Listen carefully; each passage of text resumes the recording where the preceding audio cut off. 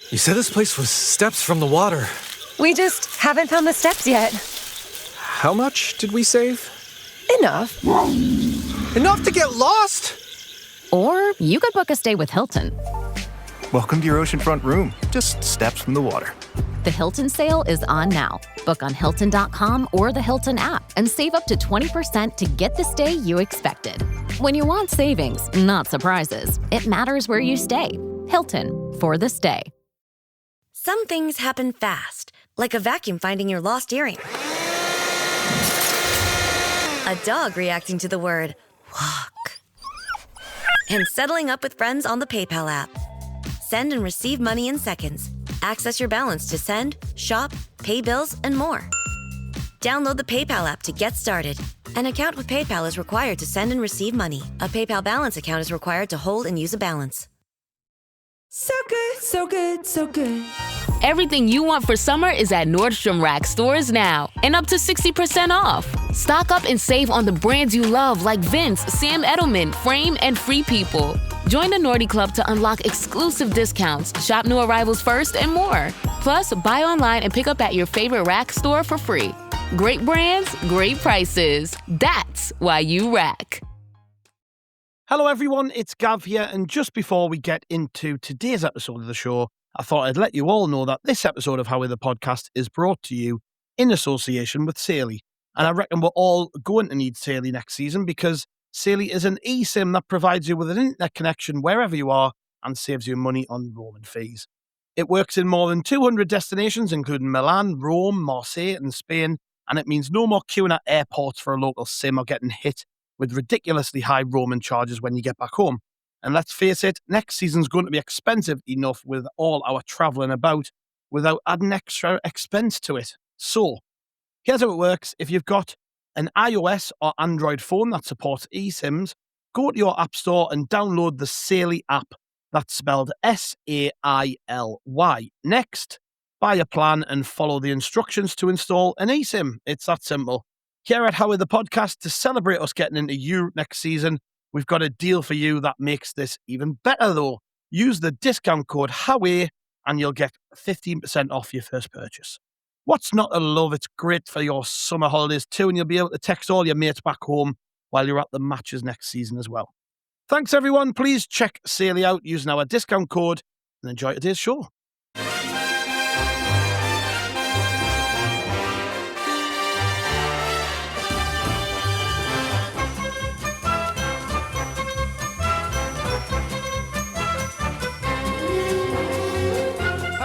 And welcome to How Are the Podcast. It's Gav, and you join us on this wonderful day as we're here once again to chat all about Sunderland and the weekend that was. I think most of us have probably calmed down a little bit. I'm still a little bit hyper, I've got to admit. I was sat in bed last night all ready to go to sleep and then couldn't because of the heat, and then opened Twitter and watched all the videos again, and then next thing you know, it was 2 a.m. So I'm probably one of many people who cannot stop reliving what happened on Sunday, and we're going to do that all over again today.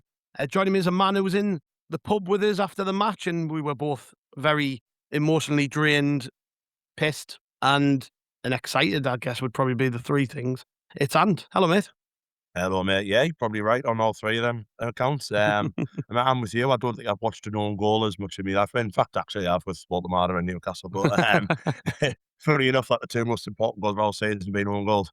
So we'll take them. But Absolutely. yeah, I'm still on a high as well, mate. Just literally looking at countries I want to visit and all that stuff. Looking at who we might get and all that stuff. You might see a map in Milan by August, so we'll see what happens. But yeah, it has sunk in now, and it's just one of just absolute pride and just happiness as well that we're gonna see something that no one has for 50, 52, 53 years. So what to be said about? It's a happy times to be Sunderland fans again. Absolutely, mate. Absolutely. And another person joining us today is none other than Tom White. Hello, mate. How are you? Oh, amazing. I mean, Tom, sum that up, mate, because it's just beyond our wildest dreams as Sunderland fans, isn't it? That we're sat here today talking about Sunderland as a Europa League club. It's like Ant says it's sunk in. It hasn't for me. I'm still sat here pinching myself, thinking surely at some point someone's going to say, "Oh, something's happened and there's you were spying, and you're gonna, Yeah. you're gonna end up losing your place in the Europa League. Like, something daft's gonna happen. I keep thinking it's gonna go badly wrong, but I think the reality is that we are just a very good team who deserve to be there. We feel on top of the world right now. We certainly feel like we're on top of Europe. All right. I think we're probably the Yeah. happiest. I wonder if there's any other club who've qualified for the Europa League this season who are as happy as our fan base to do that, because we are absolutely delighted. And the day before, so Saturday, when it wasn't confirmed yet, we were out in Durham. There's about 25 of us out in Durham, wetting the baby's head. My youngest son's only 3.5 weeks old. Congratulations, by the way, mate. Yes. Thank you very much. So we're out all day in Durham, and we're all like chatting about what could happen the next day, and we're reminiscing about Gillingham away came up, Accrington came up. Remember Wimbledon's old ground? Did anybody go to that away game where 1-0 down and won 2-1, and we were treated quite badly by the stewards at that one? You think of like Rochdale, all these places that we went to in League One, right? And you were all there, I was there, and everyone on it was there on Saturday. We're talking about it, and we were just saying, we deserve this, because we were there then. We were there at our worst, right? And next season, we're going to be in all these cities around Europe, whichever they are. We don't find out till the 28th of August, unfortunately. I wish we'd find out earlier than that. That's my birthday. Maybe that's a nice birthday present, Is isn't it? Oh, well, I tell you what, you know what to ask your wife for, don't you? Flights around, EasyJet vouchers. You should ask for them. But we deserve this. It's going to be very difficult to actually get the tickets for the games. But I mean, does it really matter? We're going there regardless, aren't we? And Yeah. And I cannot wait. And it is a really great feeling. I'm not sure I realised how much I wanted to qualify for Europe until we did it. I think that's very true. I was the same. And I've been saying for weeks and weeks, like, we're gonna do it. I was saying it on here. I was saying you just know it's gonna happen because of the story of not just the last 18 months, but before that. And I wrote about this for our website today, but it just feels like I'm living in a film, and it's all been written, because it's the only way any of this would make sense, as if like all of these things just coming together and happening, and till the end, like the motto that we live by now. Sunderland wait until the last day of the season to qualify for European competition, and then before that, the way we were promoted, and the various ways we've achieved results this season. We seem to live and die by till the end, and I say I can't believe it, but I genuinely can't believe that it's worked out this way. I think, you look at some clubs and they secure qualification for Europe weeks in advance, or promotion weeks in advance, and they have a very tepid end of the season where they say, yeah, well, we had a good season this year, and maybe a bit like what Liverpool have done, where they've qualified for Europe, but they're a mile off where they were last year. No, Sunderland have done it in the most dramatic way possible. It's at some point, I think we'll wake up. At the minute, it is still a fever. You know what? So we said on the podcast, didn't we? Sunday just reminded me of the first playoff season. Obviously, it didn't end up well, but the fact that we were in amongst it, weren't we? But we needed results to go our way, and we were all at Preston, and we did the job, didn't we, at Preston? We did a really, really good job down there, which is what we did against Chelsea. We did a job on Chelsea, but we just needed those results. But that was more dramatic because I think it was Millwall, wasn't it, who beat Blackburn, and Blackburn had, like, I think Millwall had beat Blackburn 3-0 or something or other, or 3-2 or whatever it was. It might have been the other way around. Blackburn beat Millwall, Ben Brereton, Diaz. Ben Brereton, wasn't it? That's it. Yes. And then when that realization hit that we hit the playoffs. But this was on a different scale, wasn't it? Like, just all day, you were like, as I was with you, Gav, I was thinking, we've got this today. I knew we would win Sunday, and I don't know why. I was so confident. I'm a confident bloke anyway about Sunderland, especially the way they've been playing lately. But I just knew we were going to beat Chelsea. But what was in my mind was, I thought Brighton would beat Man United. I thought Brighton would have obviously, their last home game, and United are safe as houses, and I thought United would probably be on the beach. And for some reason, I thought Brentford had beat Liverpool, just with Liverpool being the way Liverpool are. So I thought we'd just be unlucky. I thought we'd do our job, but we'd just be unfortunate, which I was at peace with. I was at peace with that. But when you like the results kept on filtering through, you're like, oh, Brighton are getting hammered. But when we were 1-0 up, weren't we? And I was like, shit, it's happening.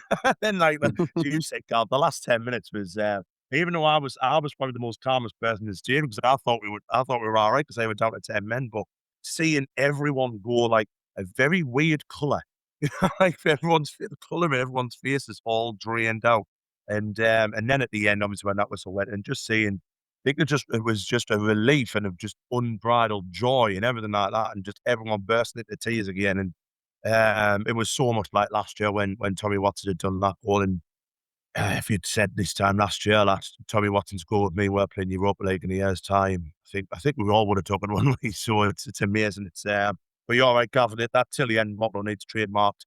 It needs putting on everywhere in Sunderland because it's just apt, isn't it? Because it's just us now. It's Sunderland FC. It's amazing. It's absolutely seventh is amazing because if you think in the Premier League for many years you've had what are described as the Big Six. All right, so and that's Manchester City, Manchester United, Liverpool, Arsenal, Chelsea, and Tottenham, and then beyond that, we can't ignore the fact that Newcastle have got the Champions League 2 seasons out of the last 3 or whatever it is, so they feel that they should be up there. You've got Aston Villa, who since Unai Emery's come on in have been right up there. So there's 8 clubs who you would imagine will be thinking to themselves, they all feel like they should be in the top 6. And they've got legitimate reasons for that. We've been promoted via the playoffs last season and finished just outside the top 6 in 7th. And that really is incredible when you stop to think about it.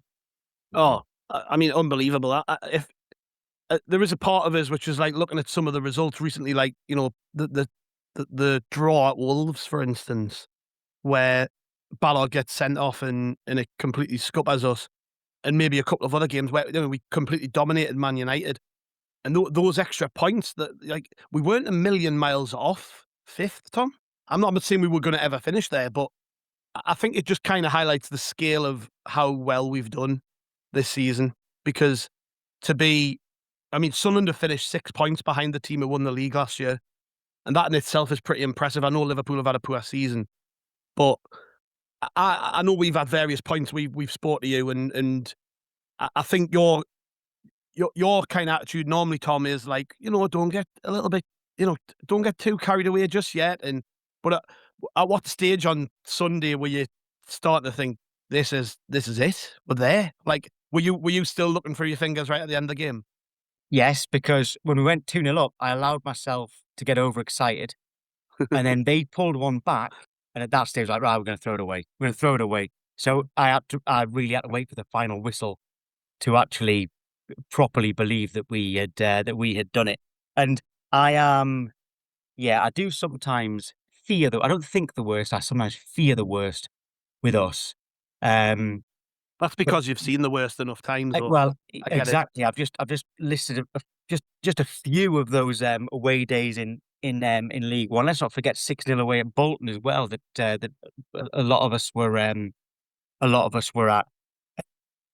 Right now, though, it has been so good for quite a long time.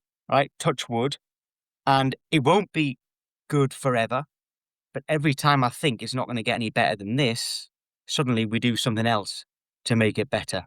Just surviving this season, I would have been not just content. I would have been happy. Europe could have never imagined it. I mean, and it's Europa League, not even Europa Conference League as well. And I can't really quite believe it, but let's just keep enjoying it. Because at some point, every football club, at some point, it goes wrong. Hopefully it only goes wrong for a little while, not a sustained period like we've had in the past. But right now it's going well. So let's just keep enjoying it. And who knows, this summer could even get...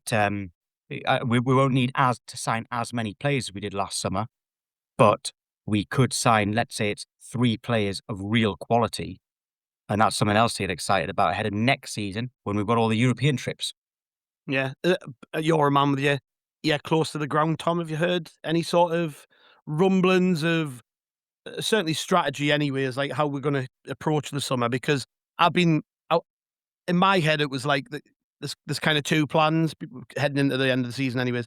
There's got to be two plans. There'll be one where you're planning for another season of Premier League football and cup competitions, and then a plan where, we're in Europe, we're going to need a bigger squad. We might hang on to some of the players who we thought we might lose because, a lot of them are ambitious and want to play at the highest level. Now we're playing in European competition. We probably stand a chance of keeping one or two of them a little bit longer. Some of the squad players, who you might have expected to leave may well stay because there's a better chance of playing more football.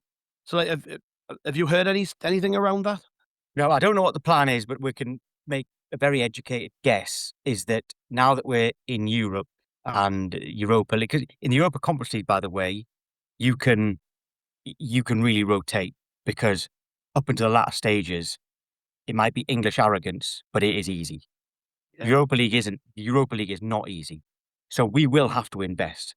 We'll have to invest, okay? But it's not a case of signing loads of players, because it's quite hard to explain, actually. I'll do it as simply as I can. In Europe, you've got a 25-man squad, okay, which is separate to your Premier League squad. You've got a 25-man Premier League squad, you've got a 25-man European squad. In that 25-man European squad, 8 of those 25 have to be what are known as your country's homegrown players. They've got to go through an English academy. You've got to play in England, so Cardiff, Swansea and Wrexham count as well, but you've got to go through an English academy. Okay, so like Trey Hume doesn't count, for instance, because he came through Northern Ireland. Dan Ballard does count because he came through in Arsenal. And you're thinking to yourselves, okay, well, 8, no problem. 4 of those 8 have to be club homegrown. Okay, so come through your own academy. Now, we don't have Lyndon Gooch anymore, who came through our academy, despite not being from the Northeast. We know that. We are losing Dan Neil.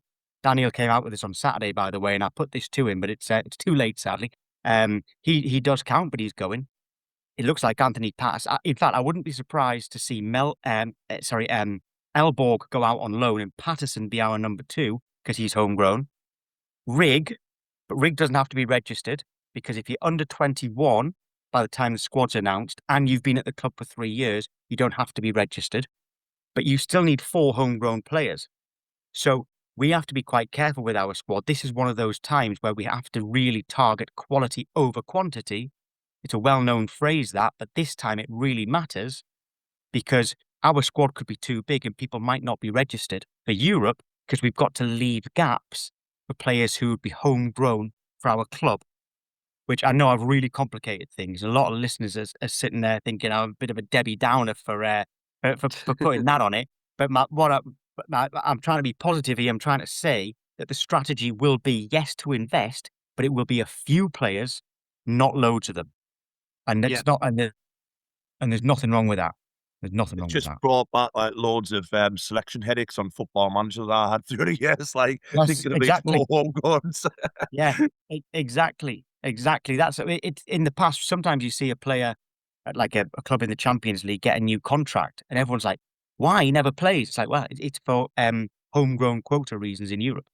I still think, by the way, that one of the reasons Brighton was so keen on Tommy Watson is because Brighton was struggling for like English homegrown players, players who come through the English academies, and Brighton thought they were going to be in Europe last season. And that's why they targeted Tommy Watson along with others like that. And then they didn't get into Europe. It's like the reason City used to always go out and sign them, didn't they? Like about 5-6 years ago, they were like just cherry picking some players like the Calvin Phillips, who you knew was never good enough to play for Man City. Correct. Because they needed to fill that quota to qualify, because they were signing all these, excellent foreign players and stuff like that. So it does make sense.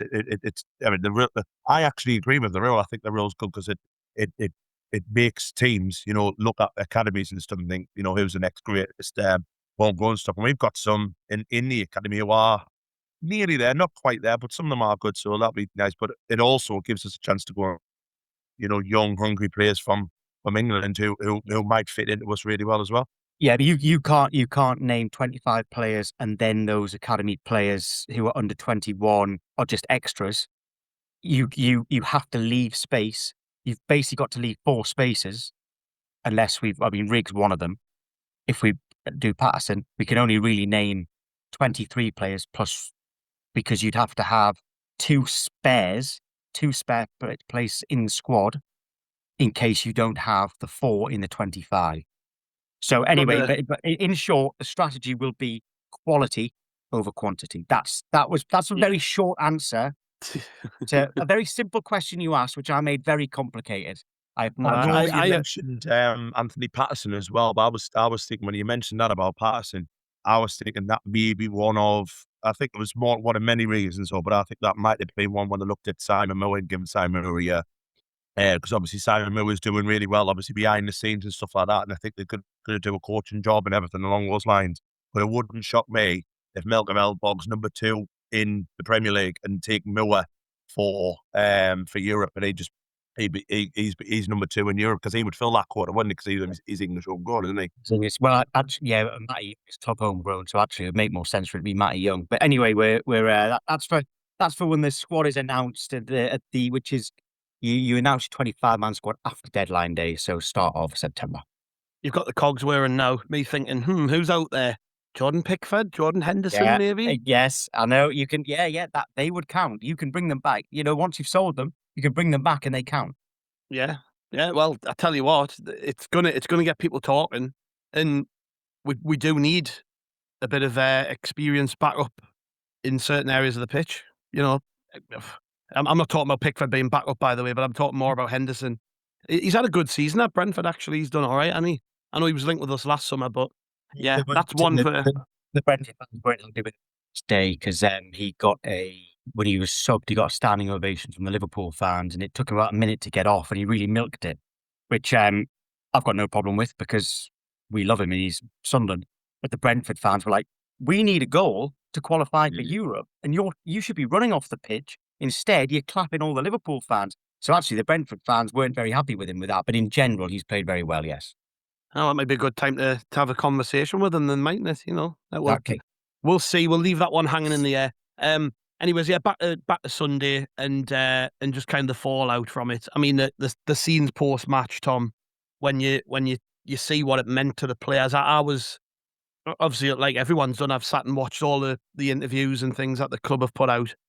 And one man in particular really stood out to me, and that was Luke O'Nien, who, of course, you were talking about them days back in League One. He was right there with us playing on the pitch, sometimes on the bench because he couldn't get into the team. And to fast forward all these years later, to see him play like that in the Premier League against the club world champions in Chelsea, I've got to admit it's a staggering story, Luke O'Nien's, because for all intents and purposes, he shouldn't have made it this far.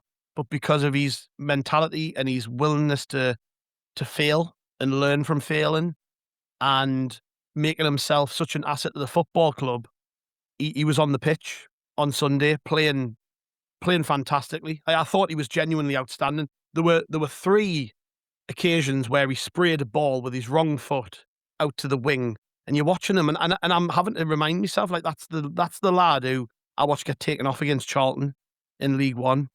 I mean, the journey he's been on with us is unbelievable, isn't it? And for him to be able to play in Europe next season, it's beyond his wildest dreams, surely. You'd imagine so. At the obviously, you do this podcast is every day, so you won't remember what everybody has said in every podcast, obviously. But the first one I did just before the start of last season, it was last summer, and there was loads of transfers going on. At the time, I was still doing the transfer shows, and we were talking about the squad and what we needed. Some players had already come in, and when Luke O'Nien's name came up, and I'm glad this is recorded for proof, I said, don't write him off, because even in League One, we wrote him off. In the Championship, not many of us thought he could do it in the Championship. And I said, who's to say he's not going to prove us all wrong in the Premier League? And even when I said that, I didn't expect us to prove him wrong. I didn't think he could do it in the Premier League. I don't mind admitting that at all. But I said, don't write him off, because he's always proved us wrong. And admittedly, when he got sent off against Man City, I thought that might be I actually wondered if we'd ever see him again in a Sunderland shirt. And look how well he's look how well he's done since he's come in. And that when people first saw his name on the team sheet, when there was those injuries, stroke suspensions, whether that was at right back or at centre back, I bet there probably was a few groans. And has completely stepped up, as he has ever since he signed for Sunderland. He's stepped up, and I am really, really glad that he did it again in the Premier League. And I think if there's any player that the Sunderland fans are the most happy for at this qualification in the Europa League, I think you get 99% of them saying Luke O'Nien. Yeah, well, that was the feeling I had in the stands, and when the post-match celebrations were going on, and there was a moment where you sit near me, right? I'm in the southwest corner. I think you're on the south stand, aren't you? And there was a moment where he just broke off from everybody else with his family, and the stadium was singing his name. That was crying my eyes out. Honest, it was so emotional, wasn't it? I think you can only truly appreciate the journey we've been on when he's kind of, I would say he's the living embodiment of us on that journey. I think I feel like when I'm watching the team now, I feel like he could be one of us out there. Like, he was there right back in the day. He gets it. He totally understands what it's been like to be Sunderland at our worst, and yet he's still with us. And I hope it never ends. It will eventually. There will be a day when it ends. It's going to be sad. But I think if he's got anything to do with it, he'll never leave, and that's the reason he's still here. A lot of players would have mentally checked out years ago. They would have said, I don't think I'm up to it here. I'm going to just go play maybe a league below, and like that. That's genuinely the mentality of a lot of footballers, I would imagine.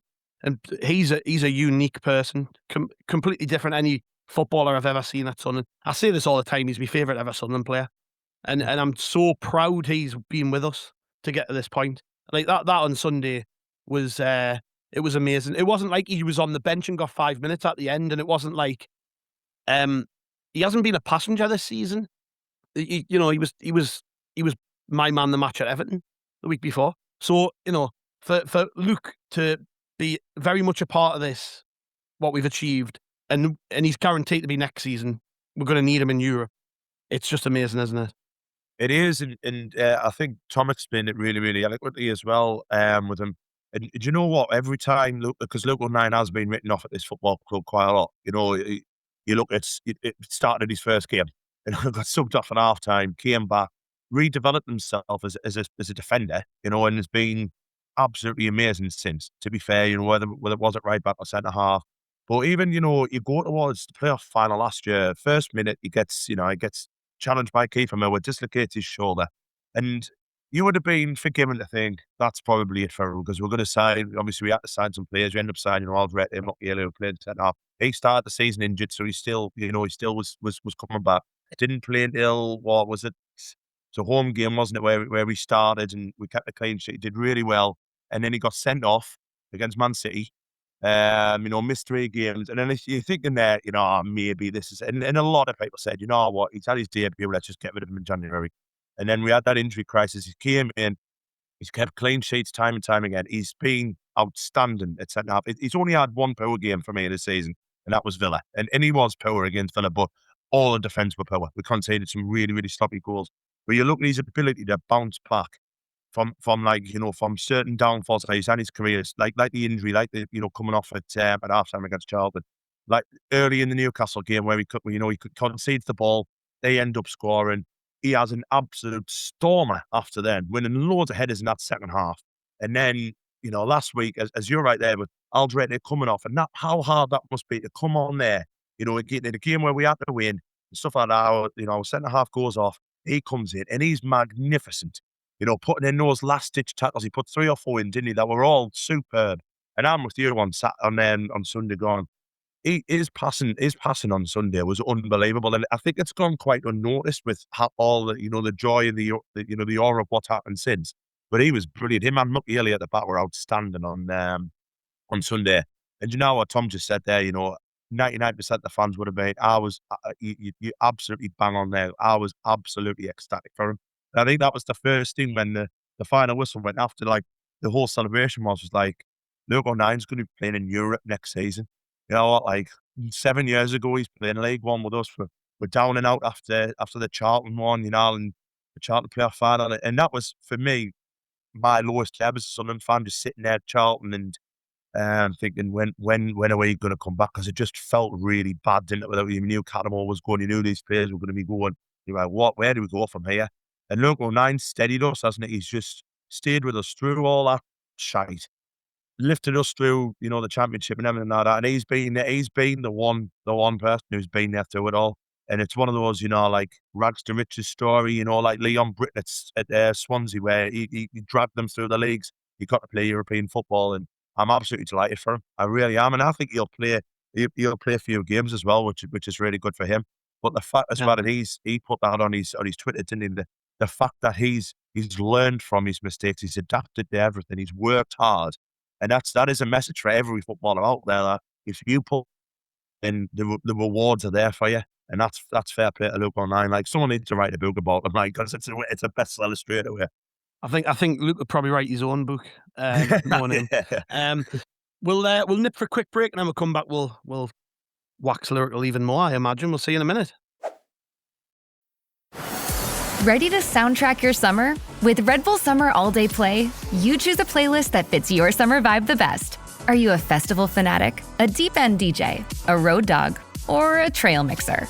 Just add a song to your chosen playlist and put your summer on track. Red Bull Summer All Day Play. Red Bull gives you wings. Visit redbull.com/brightsummer to learn more. See you this summer. You don't wash your jersey during a win streak. You don't switch seats when your team's up big. And you definitely don't shave during the playoffs. When things are working, you don't change them. That's why when you drink Jägermeister, you drink it ice cold. Anything else? Well, that'd just be bad luck. Drink it cold or don't drink it at all. Jägermeister. Damn, that's cold. Drink responsibly. Jägermeister liqueur, 35% alcohol by volume. Imported by Mast Jägermeister, U.S. White Plains, New York. This is a Bose moment. It's 10 blocks from the train to your apartment door. 10 basic, boring city blocks until the beat drops in Bose clarity. Streetlights become spotlights as you strut down the sidewalk, your own personal runway. With Bose, you get every note, every bass line, every detail, just as you should. Those 10 blocks, they could be the best part of your day.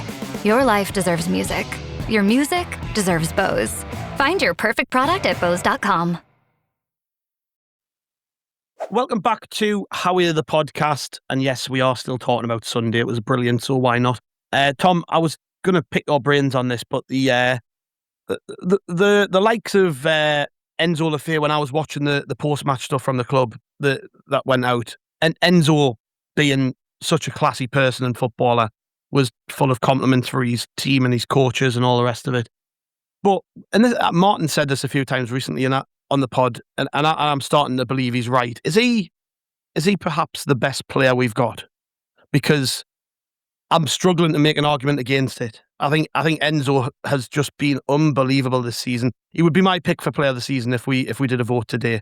Maybe if I thought about it a little bit more, I might pick somebody else because we've had so many good players. But there is a real case to say that he is our best player. I think he's definitely our best footballer. My player of the year would have actually been Mukiele.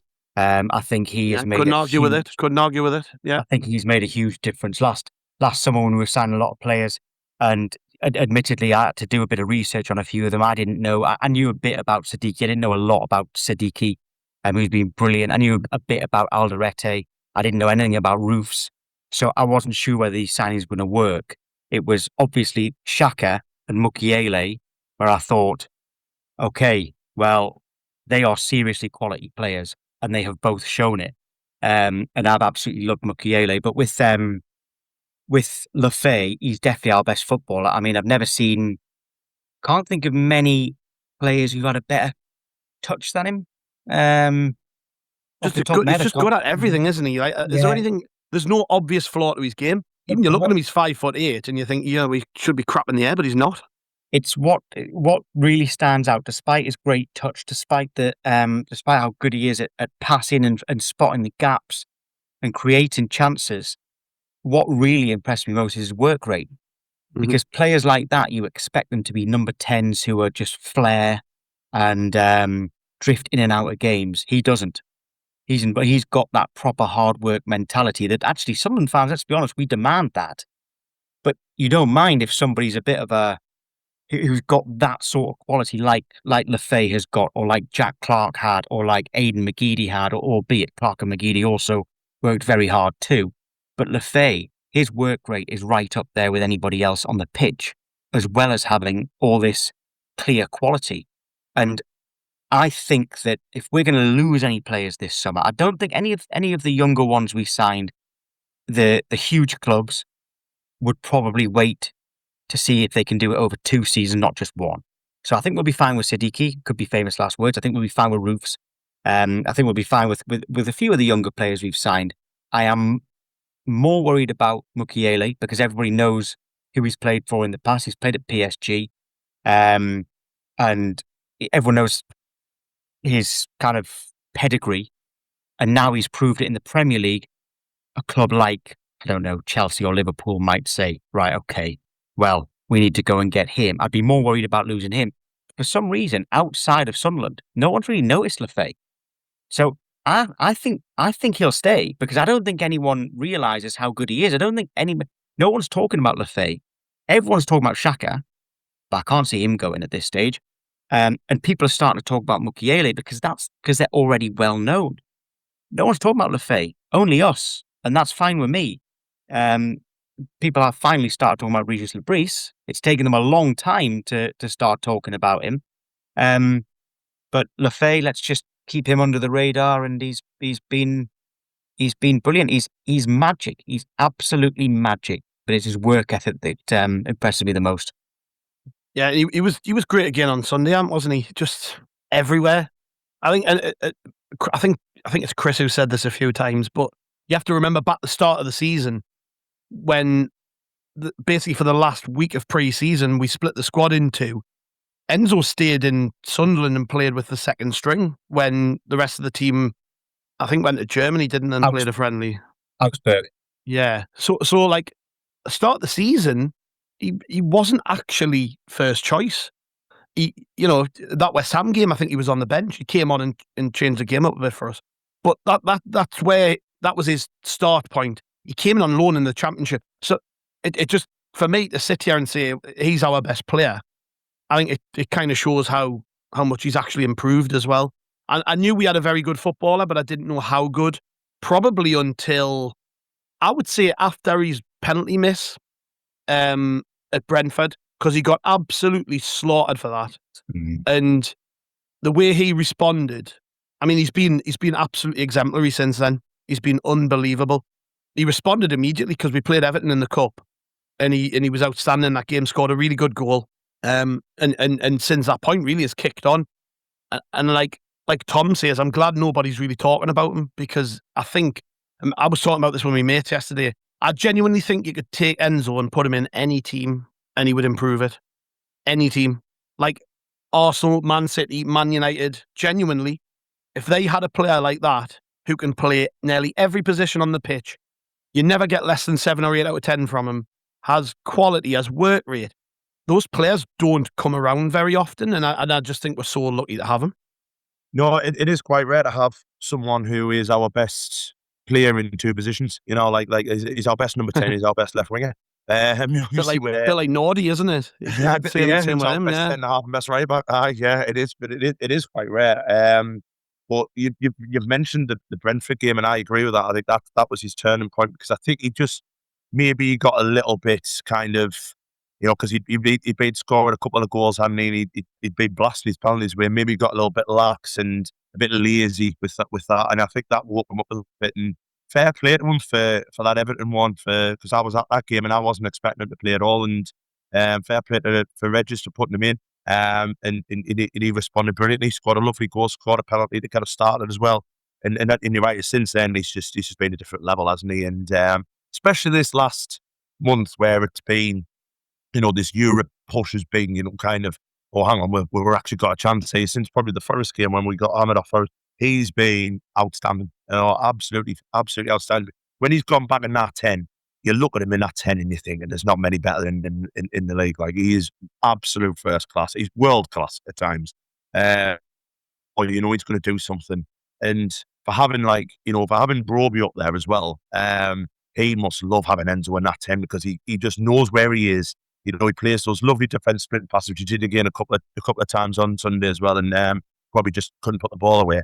But his range of passing's unreal. His work rate, as Tom said, you know, it's second to none, and you don't see that from like Mercury players who've got that little bit of genius about them. They're quite lazy, aren't they?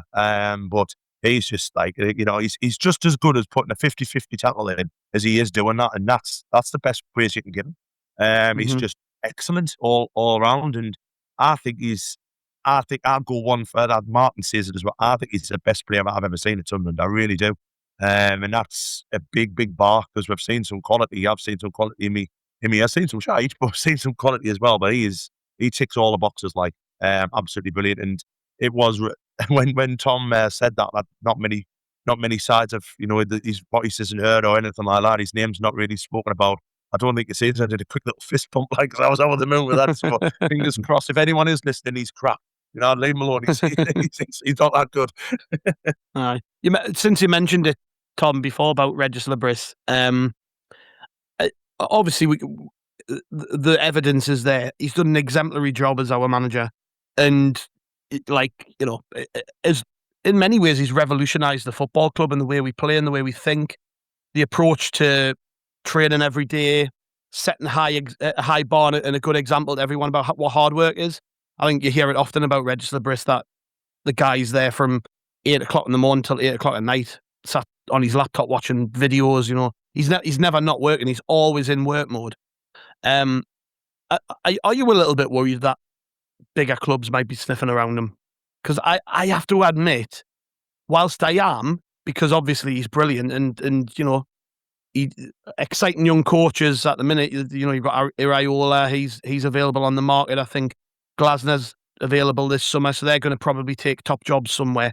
No, Le Bris is in that conversation, in my opinion. But I also think that this is almost the perfect place for him, and he, you know, for the way he likes to work. I just think sometimes clubs are good fits with coaches. And I wonder, you know, whether that kind of plays into his thinking about his ambitions. He's going to want to take Sunderland even further than this, but they are going to be clubs who are looking at him. That just reminded me actually that when I did a 1-to-1 with him back in February, I asked him about Europe, and I think his response was, "Why not?" I think it might be. I'm actually going to look back at it because it was a full half an hour. I'm going to look back at it and see what he said. But I know that he said he thinks that Sunderland need to be in the top 10. All right, which he's done because he finished 7th. But Régis Le Bris is a genius. He is an absolute genius. It is at one point it's baffling that nobody's coming in for him, but we see several man. This is another one where, you know, a bit of realism, which I like to dish out. I hope to be wrong, but realism is that there's been plenty of managers who've had a great season in the Premier League, and you look at them now. You know, the amount of there's been managers who've been linked with the England job, you know, and then now they're down the leagues. I mean, Gary Megson was linked with Arsenal, you know, after a good season in the Premier League. Chris Wilder was linked. I think he was Arsenal as well, after a good season with Sheffield United with his inverted wing backs that everybody was rightly praising him for. So a lot of these bigger clubs might wait until he's done it for a bit longer, like they do with Iraola. Iraola's done it for a while now, and Glasner had done it for a while at Palace, but also he's won trophies with other clubs before Palace as well. So they are right now, outside of Sunderland, they are deemed above Régis Le Bris. But Le Bris is on, if he keeps going, people will then go for it. But at the moment, they'd see it as taking a chance because he's only been in England for 2 seasons, 2 successful seasons, but it's only 2 seasons, only 1 season in the Premier League. For now, he's not going to get snapped up by anybody else, I hope. Again, touch wood. But if he keeps going, then we might have to be realistic about it. At one stage, I must admit, not so long ago, at one stage, I was worried that he was leaving, and it wasn't his choice. I was worried that it was going to be our choice, which would have really upset me had that happened.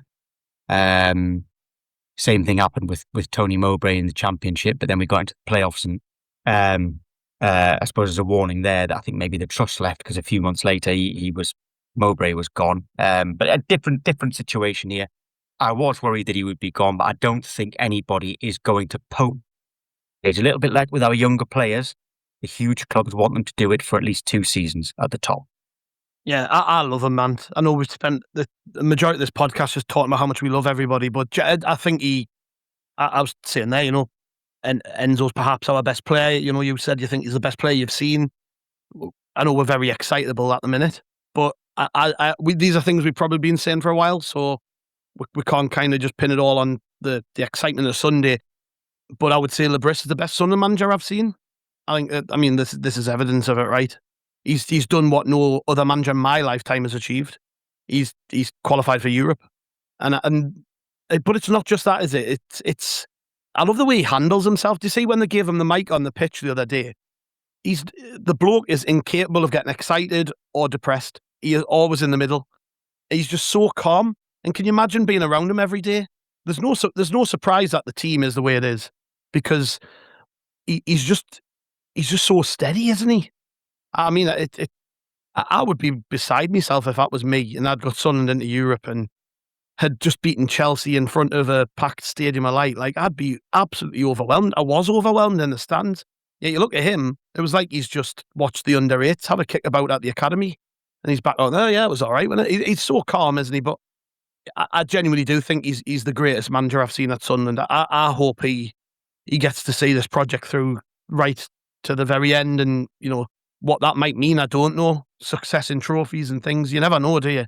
But I think he is that level of coach. I think his stock has really risen this year. Well, he's statistically our best ever coach, isn't he? Because he's got us to European football. Well, Premier League era, yeah. Reed finished 7th with more points. It's just that wasn't good enough for Europe at the time. Yeah, I mean, and Reed did it 7th in 2 seasons in a row. Yeah, I've always had Peter Reid as my benchmark. I've always obviously going through for coach, which we've gone through a fair few in our time. Don't get us wrong, but Reid's always been my benchmark for the joy that he gave me as a young lad growing up. But you look at obviously since then how football has evolved, and it's become a different. The Premier League's become a lot better than what it did back then. I stopped taking anything away from what Peter Reid did for us, because it was just a beautiful and a magical ride, wasn't it? It was absolutely amazing. But I think from last year, from when he came in, and no one knew who he was, did there? No one knew exactly who he was or anything like that. And the fact that he's just kept us going, and we've hit little stumbling blocks obviously last year where he literally gave up on automatics, and he said we'll get into the playoffs. We were comfortable in the playoffs. He gave a lot of squad players a chance because he needed them all. He said we need all of these players. Tommy Watson, for instance, goes on to scores the winner. What other manager would have done that with players who were leaving? I don't think that many would have done that. I really don't. And fair play to him for doing that. And then this year, he's just gone from a different level. He's just been that calmness personified. And you're right, Gabba, after the game where he was trying to rile the crowd, it wasn't. He was like, I can't hear you and all that. It was absolutely brilliant. But he's class. And I just hope all this, like as Tom said, all these rumours of even maybe going in the summer and all that, if we hadn't achieved Europe or whatever, and I'll put to bed, because he's a wonderful coach and he's an excellent person to have around the clubs. I'm just delighted we've got him. Yeah. And we've achieved Europe. Exactly. Absolutely. Exactly. Yeah. Gav, I know we're going to wrap it up, but I do have one question for Tom. Go on. How many times have you told Pete Graves to mind the gap? Not even once. Oh, you're a better man than me. No, I've never, you know what, in all the times that we've beaten Newcastle, I've never said a word, because I remember when I hadn't known him that well for that long, when we lost 5-1 at their place. And I've probably told you this story. I was in the Newcastle end. When at St James's, I'm always in the Newcastle end. Can't get them in the Sunderland end, so I'm always in the Newcastle end. And that 5-1 game, won by the 4th and 5th goal, people around me stopped jumping up and celebrating because they were feeling sorry for me, right? Because I wasn't making a secret that I was a Sunderland fan. But at half-time, we're 3-0 down. And he texted me, taking the mick out of me. And I thought, right, okay, I'll remember that, but I will never, ever do it back to him, but remind him that he did it to me. So I never, ever I never ever rub it in on him because I'm afraid these things, they come back to haunt you. It has for him, and sadly, one day it will for us too. Well, that's very classy of you, Tom. Very classy of you. Do it for him, Gav. Yeah, we'll drop him a tweet. What does the summer look like for you then, Tom? What's coming up on your end?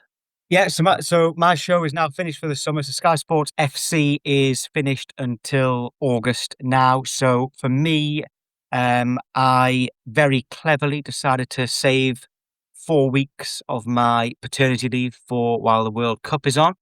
All right, so Good choice. Always thinking. So although I am still at work for the next few weeks, just doing kind of the standard news, standard sports news. I then have 4 weeks off and then back for the start of the new season, which looking forward to already. Yes, indeed. Well, we'll probably catch back up over the summer. I imagine there'll be plenty of transfer talk, and we'll see what you've got to say about all of that. But thank you very much for joining us, mate. It's been great. Pleasure, always. Yeah. Thank you very much, Ant, as always, mate. Thank you very much. Yeah, cheers, Yes. Tom. Thank you. Yeah, we are not going anywhere over the summer. So if you were thinking, I could do with a break from that lot, I'm sick of hearing what they've got to say. We're kind of addicted to this now, doing podcasts. So we're going nowhere over the summer. Make sure you stick with us. Get subscribed on whatever platform you use. But we'll be back with another show tomorrow. We'll see you later.